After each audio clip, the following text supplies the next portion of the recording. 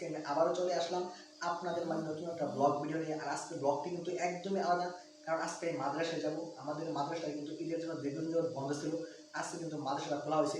তো বুঝতে তো পারতেছেন ভিডিওটা কেমন হবে।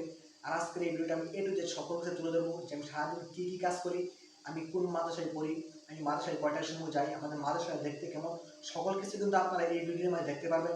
তো আর দেরি না করে ভিডিওটা শুরু করা যাক। Let's go start.